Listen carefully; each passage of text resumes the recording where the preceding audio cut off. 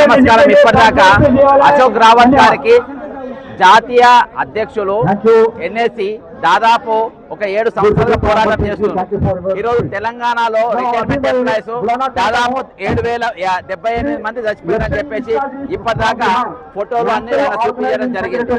అయితే ఇక వీళ్ళందరూ కూడా చనిపోయినరు. ఇవన్నీ కూడా చూసి ఆయన చెల్లించిపోయి ఈరోజు ఇంత దారుణంగా ఇది నడుస్తూ ఉంటే మరి తెలంగాణ ప్రభుత్వం ఏం చేస్తుంది? తెలంగాణ ప్రభుత్వం మరి ముఖ్యమంత్రి ఈరోజు వాళ్ళు ఆత్మగౌరవం కోసం తెచ్చుకున్న తెలంగాణలో ఈరోజు ఎందుకు వీళ్ళు పట్టించుకుంటలేరు అని చెప్పేసి వాళ్ళందరూ కూడా ఈరోజు తెచ్చుకున్నటువంటి పరిస్థితి.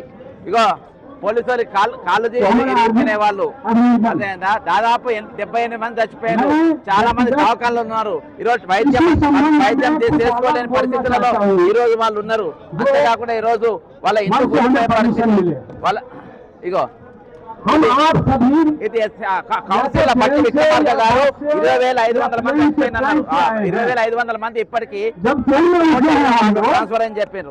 అంతేకాకుండా ఇది రిపోర్ట్ లో 16 రూపాయలని వచ్చినాయని ఇచ్చిండ్రు. ఇప్పటిదాకా దీని మీద వివరంగా వివరిస్తాము. ఖచ్చితంగా దీనిపైన ఇంతమంది ఎస్ఐలు పోలీసులు చచ్చిపోయారు. ఇంతమంది చచ్చిపోయిన రావాల్సిన బెనిఫిట్స్ వీళ్ళకి రాలేదు. దీనిపైన ఒక ఉద్యమం అనేది చేస్తాము. ఈరోజు అశోక్ రావత్ గారు, లక్ష్మమ్మ గారు ఈరోజు దాదాపు 100,000 మంది తెలంగాణకి వచ్చి ఇక్కడ తమ హక్కుల కోసం ఇక్కడ పోరాటం చేస్తారు. ఖచ్చితంగా దీనిపైన పోరాటం చేయాలని కోరుకుంటున్నాం. జై తెలంగాణ అమర వీరులు. दिन प्रतिदिन हमारी संख्या घटती जा रही है। स्वाभाविक है, हमारे बीच के भाई ये सबके सब चले आते हैं। विभिन्न क्षेत्रों से आए हुए लोग अपनी अपनी मातृभाषा में मदर टंग में बात की है। तो मुझे भी एक शब्द आया जिसका मैं हिंदी చెందిన ఈపీఎస్ 95 పెన్షనర్లము ఎన్హాన్స్మెంట్ ఆఫ్ పెన్షన్ కోసం ఇక్కడికి వచ్చాము. దీని గురించి ఎంతో సమాచారం వివిధ రాష్ట్రాల అధ్యక్షులంతా కూడా మీకు తెలియజేస్తున్నారు. ప్రస్తుతం మనం బెగ్గింగ్ చేయటం లేదు, మనం గవర్నమెంట్ ని డిమాండ్ చేస్తున్నాము. 7,500 plus DA plus medical facilities కావాలని డిమాండ్ చేస్తున్నాము. మనం పనిచేసేటప్పుడు ఎన్నెన్నో యూనియన్లలో మనం అందరం కూడా సభ్యత్వం చేసి చందాలు కట్టి వారి వెనక ట్రేడ్ యూనియన్ నాయకులు వెనక తిరుగున్నాము. కానీ మనం రిటైర్ అయ్యి ఇంట్లో ఉన్న తర్వాత మన గురించి ఏ ట్రేడ్ యూనియన్ నాయకుడు కూడా కార్మికుల కోసం పెన్షన్ పెంచాలి, కార్మికుల కోసం మనం ప్రభుత్వాన్ని నిలదీయాలి అనే ధోరణితో ఏ ఒక్క ట్రేడ్ యూనియన్ కూడా లేదు. ఈ రోజు నేషనల్ అజిటేషన్ కమిటీ 2017 జూన్ 6వ తేదీన బయటకు వచ్చి నేషనల్ అజిటేషన్ కమిటీ స్థాపించి మన పెన్షన్ కోసం ఫైట్ చేస్తోంది. మనందరి కోసం, కార్మికుల కోసం పోరాడుతున్న ఒకే ఒక్క అసోసియేషన్ నేషనల్ అజిటేషన్ కమిటీ. आवाज दो, नहीं ये आवाज प्रधानमंत्री के पास नहीं पहुंचते, और ज्यादा आवाज देना. आवाज दो, आवाज दो. National education committee, national education committee. We demand 7,500 plus DA. नहीं आ रहे, आवाज नहीं पहुंचते मोदी जी के पास. और ज्यादा देना, और ज्यादा पर्सन इधर भी आना. बहुत कम आए ये टाइम में, बहुत कम आए इधर. और ज्यादा పర్సన్స్ సపోర్ట్ కరేతో ఎప్పుడో మనకి పెన్షన్ వచ్చిండేది. ఇప్పుడు ప్రభుత్వము స్ట్రాంగ్ గా లేదు. ఇప్పుడు ప్రభుత్వము బీహార్ వాళ్ళ సపోర్టు, ఆంధ్రప్రదేశ్ సపోర్టు తీసుకొని నడిపిస్తున్నాడు మోడీ గారు. ఆ ప్రభుత్వాన్ని కోల్దేయాలంటే మన ఈపీఎస్ 95 పెన్షనర్లకి అన్యాయం చేస్తే నెక్స్ట్ ఎలక్షన్స్ లో తప్పకుండా మన ఓటు బీజేపీకి వేయకుండా ఇతరులకు వేసి మనం పెన్షన్ పెంచుకునేటట్టు చేయాలి. కానీ ఇప్పటికి కూడా మోడీజీ దిగి రావాలంటే, మోడీజీకి మన ఆశీర్వాదం కావాలంటే మోడీజీ గారు మనకి పెన్షన్ పెంచి తీరాలి తప్పకుండా. మనం పెన్షన్ ఎవరైతే పెన్షన్ పెంచుతారో, ఏ పార్టీ పెన్షన్ పెంచుతుందో వారినే మనం దేశానికి రాజుగా మనం తయారు చేద్దాం. जो ईपीएस 95 पेंशनर का काम करेगा, जो ईपीएस 95 पेंशनर का काम करेगा, जो ईपीएस 95 पेंशनर का काम करेगा, अशोक राउत गारी नायकत्वम। ज्यादा बोलना भैया, क्या पैसा पूछ रहे क्या? स्लोगन से ना ज्यादा बोलो, वॉइस मिलाओ। अशोक राउत गारी नायकत्वम, अशोक राउत गारी नायकत्वम, वीरेंद्र सिंह गारी नायकत्वम, वीरेंद्र सिंह गारी नायकत्वम, रमाकांत गारी नायकत्वम, रमाकांत गारी नायकत्वम। जब तक हमको ईपीएस 95 पेंशन एनहांस करेगा, तब तक हम सभी राष्ट्रों का EPS 95 pensioners Ashok Rawat sir को सपोर्ट देंगे। उनका सपोर्ट दिए तो हम जल्दी ईपीएस 95 पेंशन एनहांस करेंगे। आवाज दो, हम सब, हम सब, हम सब। Thank you very much to all sir.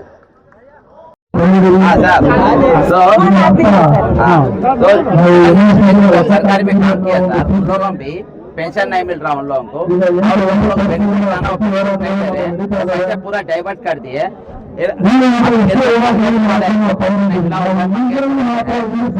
Same in लोगों का भी वही हालत है। सरकार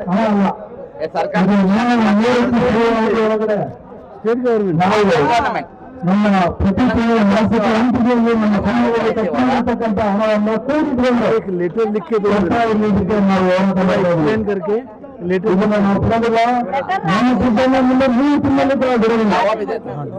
लेटर लिख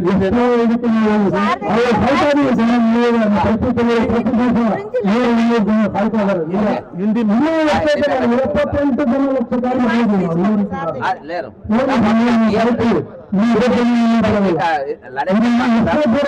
बहुत जबरदस्त चेहरा पार्टिसिपेट और आपको बॉडी के ऊपर भरोसा मिलने का है। मिला है आप 7 साल से सर आपके क्षेत्र में कुछ सरकार से कुछ आपको मिला है, काम होगा आपका। साहब अभी कितने लोग मर गए, कितने लोग ನಾವು ಹೇಳ್ತಾ ಇದ್ದೀವಿ 81 लाख करोड़ ಚಲನೆ ನಾವು ಹೇಳ್ತಾ ಇದ್ದಾರೆ ನಮ್ಮ ಹಣವನ್ನು ನಾವು ಕೇಳೋದಕ್ಕೆ ವೇದಿಕೆಯನ್ನು ನಾವು ಹೊರತುಪಡಿಸುವಂತ डिपार्टमेंट जा रहा है सर। ವೇದಿಕೆಯನ್ನು ನಮಗೆ ಮುಂದೆ ಕೊಡೋದಕ್ಕೆ ಎಲ್ಲ ನಮ್ಮ ಜಿಲ್ಲೆಗಳು ನಮ್ಮ ರಾಜ್ಯದ ಎಂಪಿಗಳು ರಾಜ್ಯದ ಎಂಪಿಗಳು सभी डिपार्टमेंट अगला कार्यक्रम क्या है बताएंगे। मैडम के कॉन्टैक्ट में रहो, बताएंगे। ठीक है, okay okay sir, thank you.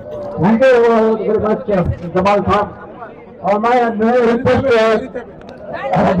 अंबर से शाम जो काम जो है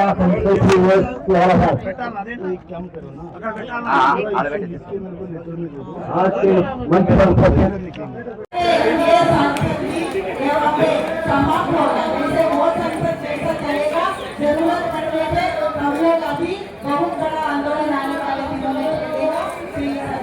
వీళ్ళందరూ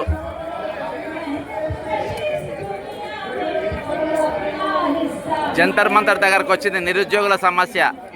నిరుద్యోగులు చనిపోయింది, ఎంతమంది చనిపోయినారు ఏంటిది ఈరోజు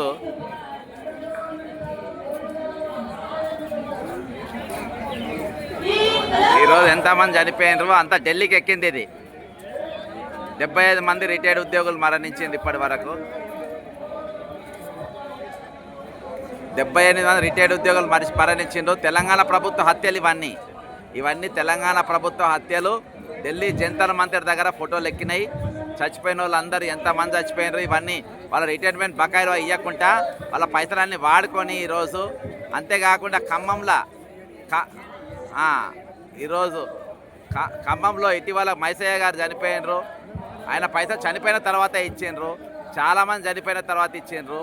ఈరోజు రిటైర్డ్ ఉద్యోగులు మరణించిన వారి ఫోటోలు కానీ, ఈరోజు రిటైర్మెంట్ ఎస్ఐలు వాళ్ళ అక్కడ ఇద్దరు శ్రీనివాస్ గారు మరియు సూర్యనారాయణ గారు ఇద్దరు డ్యూటీలో కాళ్ళు పోగొట్టుకున్న వాళ్ళ ఇద్దరు ఫోటోలు కూడా ఉన్నాయి చూడండి.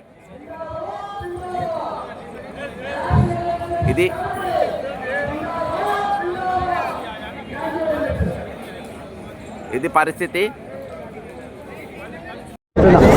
తెలంగాణ ప్రజలందరికీ నమస్కారం. ఈరోజు మరి ఢిల్లీలో జంతర్ మంతర్ దగ్గర మరి EPS 95 కోసము మరి పెద్ద ఎత్తున 3 రోజుల ధర్నా 9, 10, 11 మరి ఇక్కడ వీళ్ళందరూ కూడా నాయకులు. రాత్రి మీరు చేసిన ఇంటర్వ్యూ మీరు చూసిండ్రు. అంతా హైదరాబాద్కి వెళ్ళి నిన్న తెలంగాణ ఎక్స్ప్రెస్లో బయలుదేరి వాళ్ళందరూ ఇక్కడ దాకా వచ్చిండ్రు. మరి ఈరోజు ఇక్కడ నేను ఇప్పుడే అశోక్ రావత్ గారికి కూడా మొత్తం ఎక్స్ప్లెయిన్ చేయడం జరిగింది ఈ చనిపోయిన వాళ్ళ వారి గురించి.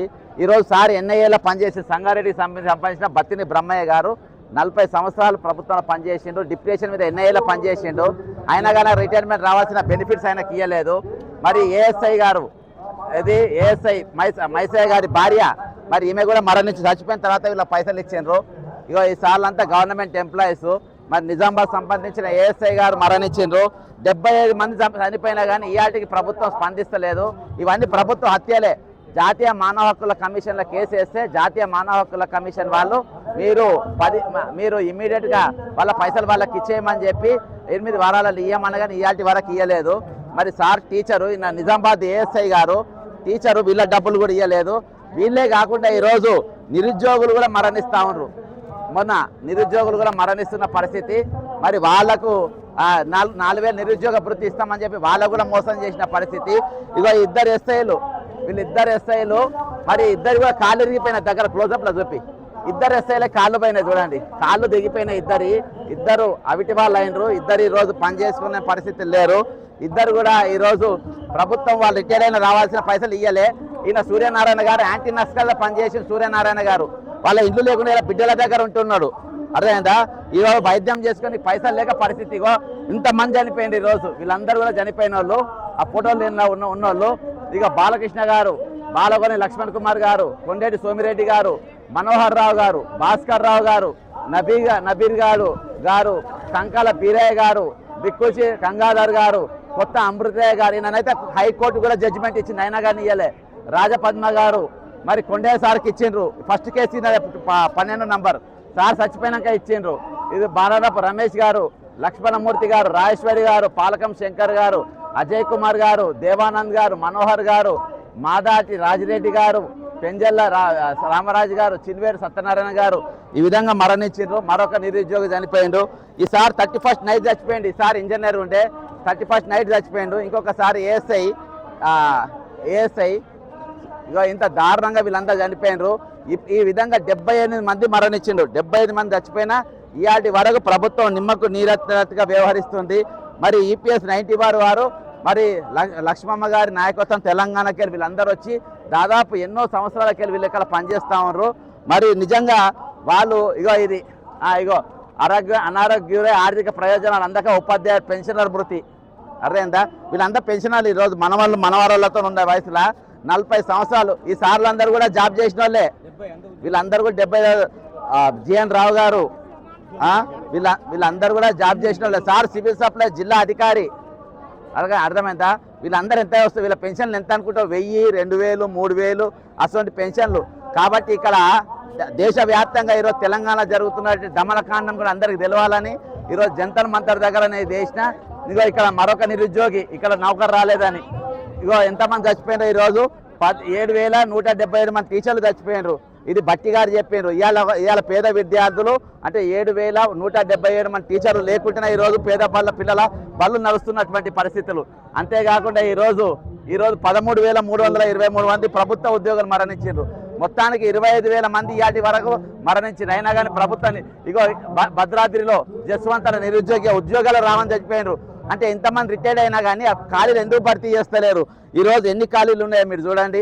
దాదాపు 2 లక్షల పోస్టులు నింపుతానని చెప్పి ప్రియాంక గాంధీ గారు చెప్పిండ్రు. 1,86,000 పోస్టులు ఇంకా ఖాళీలు అట్నే ఉన్నాయి. ఇక ఇవే నోటిఫికేషన్లు ఇచ్చింది 13,000. ఇంతమందికి నౌకలు రాలే.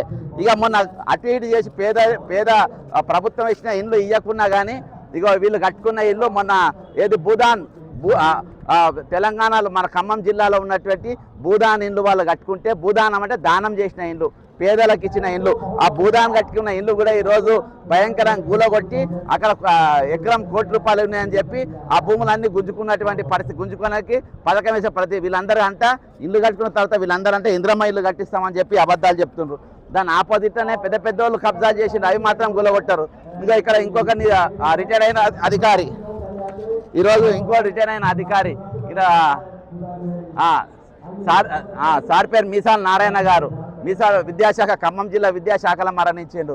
వీళ్ళకు కూడా ఈరోజు బట్టి విక్రమార్క గారు అక్కడ ఫైనాన్స్ మినిస్టర్గా ఉంటారు, పొంగిలేటి గారు మినిస్టర్, తుమ్మల నాగేశ్వరరావు గారు మినిస్టర్ ఉంటారు. ఈరోజు ఈయన విద్యాశాఖలో ఇక్కడ చనిపోతారు.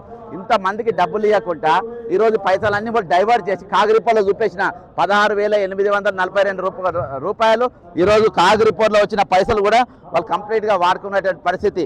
ఇప్పుడు అదేవిధంగా మరి సార్లు కూడా ఈరోజు వాళ్ళు ప్రభుత్వంలో దాదాపు 20-30 ఏళ్ళు పనిచేసి 20-30 ఏళ్ళు వాళ్ళు సార్లు పనిచేసి మరి వీళ్ళు ప్రతి నెల వాళ్ళ జీతంలోకి వెళ్ళి రూపాయి వాళ్ళ ప్రభుత్వం దాచుకొని రేపు రిటైర్డ్ అయిన తర్వాత మాకు పైసలు పనికొస్తాయి అని చెప్పి వాళ్ళు పెట్టుకున్న పైసలు ఈరోజు ప్రభుత్వం వాడుకున్నటువంటి పరిస్థితి. అలా అవి మీకు వడ్డీ వాళ్ళ పైసలు వాళ్ళు దాచుకెళ్ళిపోయిన పైసలు వాళ్ళకి ఇచ్చేయనే అడుగుతున్నాం. ఈరోజు కేంద్ర రాష్ట్రాల ప్రభుత్వాలు నడుస్తున్న రెండు కూడా అదే విధంగా ఉన్నది. ఈరోజు వీళ్ళు కేంద్రం పైన యుద్ధం ప్రకటించారు. ఈరోజు సార్ కూడా పైసలు రావాల్సిన సార్ గారి పేరు సుబ్బయ్య గారు, సుబ్బయ్య గారు ఇక్కడ హైదరాబాద్కి వెళ్ళిన మనతో పాటు ధర్నాకు వచ్చిండ్రు. సార్ ఏం సార్ పరిస్థితి ఇప్పుడు మీది? నేను తెలంగాణ, నా పేరు వై వెంకట సుబ్బయ్య అండి. తెలంగాణలో హెచ్ఏఎల్లో పనిచేసి రిటైర్డ్ అయినా. నాకు వచ్చే పెన్షన్ 1,800 రూపాయలు. నా సర్వీస్ మొత్తంలో ప్రతి నెల 417 రూపాయల నుంచి 6 సంవత్సరాలు, 541 రూపాయల లెక్కన 5 సంవత్సరాలు, 1,250 రూపాయల లెక్కన 12 సంవత్సరాలు. నేను ఈపీఎస్ 95కు నా కాంట్రిబ్యూషన్ నెల జీతంలో ప్రతి నెల వెళ్ళింది. ఆ డబ్బులు మొత్తం కనుక నేను పోస్ట్ ఆఫీస్లో రికరింగ్ డిపాజిట్లో వేసుకున్నట్లయితే నా పేరున ఈ రోజున 8,32,000 రూపాయలు ఉండేవి. ఆ 8,32,000 రూపాయలు నా భార్య పిల్లలకు చెందేవి. అవి కనుక నేను బ్యాంకులో వేసుకున్నట్లయితే నాకు వడ్డీ రూపంలో ప్రతి నెల 4,800 రూపాయలు వచ్చేది. అలాంటిది నాకు 1,800 రూపాయల పెన్షన్తో నేను జీవితం గడపాల్సి వస్తుంది. ఇంత మరీ అన్యాయం. 1995 అప్పటి నుండి ఇప్పటిదాకా మా కాంట్రిబ్యూషన్ వాళ్ళ దగ్గర ఉంచి, మా డబ్బులు వాళ్ళ దగ్గర ఉంచి మేము వాళ్ళ భిక్షం అడిగిన పరిస్థితుల్లో ఉన్నాము. మాకు ఏ ట్రేడ్ యూనియన్ సపోర్ట్ చేయలేదు. అందుకనే నేషనల్ ఎడ్యుకేషన్ కమిటీలో 6 సంవత్సరాలుగా పోరాడి ఇప్పుడు 7 సంవత్సరం నడుస్తూ ఉంది. అశోక్ రావత్ గారి నాయకత్వంలో, వీరేంద్ర సింగ్ గారి నాయకత్వంలో మేమంతా పనిచేస్తున్నాం. ఈ 3 రోజుల్లో ఎట్టో ఆటో పెటో తేల్చుకుందామని చెప్పేసి దేశవ్యాప్తంగా మొత్తం 78 లక్షల మంది తాడోపేట తెలుసుకుందామని, తాడోపేట తెలుసుకుందామని, చావో రేవో తెలుసుకుందామని యుద్ధానికి దిగినాం. ఇక ఈ 3 రోజుల్లో విజయమ్మ వీరస్వర్గమ తేల్చుకొని పోదామని దిగినాం. Thank you sir. नमस्कार सर, हमारा नाम बक्का जर्सन है। अभी आप यूपी के हैं? आए हैं, हमारे एनएससी, हमारे एफसीए का लीडर है। ओके, है। अभी मैं साहब का भी इंटरव्यू लिया, अशोक रावत जी के साथ बात हुआ था। जी जी। तो साहब ने भी तेलंगाना भी अभी एक मसला भी चल रहा, उससे पहले वो भी आपके साथ पूछताछ करेंगे। उससे पहले आप यहाँ जो आंदोलन कर रहे, संघर्षण कर रहे, ये बार कम से कम आप 7 साल से काम कर रहे हैं। ये 7 साल में ये बार तो कंपलसरी हमारे जो डिमांड है वो डिमांड हम पाके ही रहेंगे बोल के अशोक रावत जी ने कहा। आपको क्या आश्वासन मिला क्या कुछ सरकार से? आपको सरकार से केवल आश्वासन मिला। हाँ, पिछले 14 सालों से हमारे लिए न तो कोई देश का मजदूर फेडरेशन बोल रहा है, हाँ, हमारे लिए न तो कोई राजनीतिक पार्टी सदन में हंगामा कर रही है। मैं आपको पीछे से बता दूं कि सन 2013 में भगत सिंह कोश्यारी की कमेटी बनी थी और उस कमेटी ने रपट दिया था कि 3,000 प्लस डीए कर दिया जाए। 13 में अगर 3,000 और डीए कर दिया होता तो आज हमारी पेंशन 9,000 के ऊपर होती। भगत सिंह कोश्यारी कमेटी कैसे बनी? हम लोग के समाजवादी नेता थे मोहन सिंह। मोहन सिंह ने लोकसभा में 2008 में ही सवाल लगाया था पहले, और उसके बाद हुआ कि मोहन सिंह दोबारा चुनाव हार गए, मुलायम सिंह ने उनको राज्यसभा में भेज दिया। तो उन्होंने हम लोगों को, ये हमारे फर्टिलाइजर के साथी हैं, फर्टिलाइजर में जबरदस्ती 50 साल 40 साल जो था BSS देके वाजपेयी गवर्नमेंट ने सबको निकाल दिया था जबरदस्ती, ये पैसा लो जाओ। तो हमारी पेंशन भी कम हो गई। तो मोहन सिंह ने कहा कि आओ, सदन में नेता प्रकाश जावड़ेकर है, हम राज्यसभा में आ गए हैं और प्रकाश जावड़ेकर से हम रिट पिटीशन कराते हैं। अब रिट पिटीशन जब दाखिल हो गया तो बीजेपी का राज्यसभा मेंबर तो उसके राज्यसभा सदन का नेता था, राज्यसभा में प्रवक्ता भी था ना, अब बीजेपी का प्रवक्ता भी था, सदन में नेता भी था। और जब पिटीशन जब दाखिल हो जाता है तो उसकी जब सुनवाई की एक प्रक्रिया है, और वो जो कमेटी बन गई और कमेटी बन के जो रिपोर्ट आ गई तो उसको लागू होना चाहिए। पिटीशन का क्या मतलब हुआ? लेकिन सदन में कोई नेता भी नहीं है उस पर कोई बोले, उन चीज़ों को उधारे। साहब आपने क्यों कमेटियां बनाई, क्यों पिटीशन दाखिल की हमारे वो किया? तो ये सरकार इतनी निकम्मी, बेहया और गूंगी भरी है कि केवल आश्वासन दे रही है।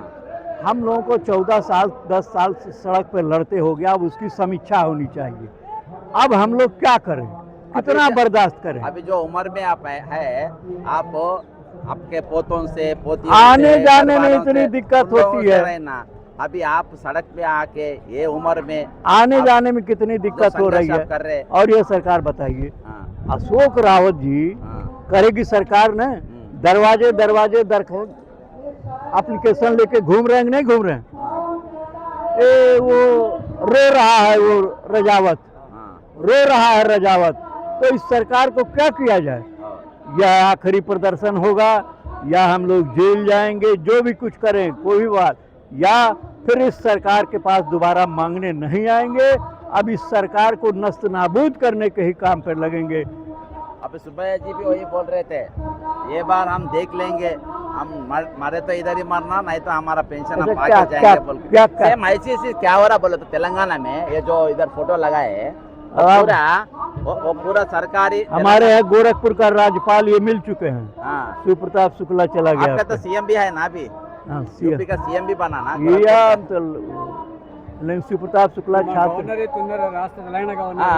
వాళ్ళ ఇంటికి పోయి కలిసి మా త్రిపాఠి గారి నాయకత్వంలో ఇంత దగ్గర మాకు వాళ్ళు సంతోష్ కుమార్ గ్యాంగ్ వారు కూడా వాళ్ళ ఇంటికి తీసుకుపోయేవాళ్ళు, పోయి మాట్లాడి एक बार ये भी देखिए आप, ये पूरे लोग तेलंगाना सरकार में काम कर मर गए लोग, रिटायर्ड होके, जो इन लोगों को पैसे मिलना वो पैसे नहीं दिए।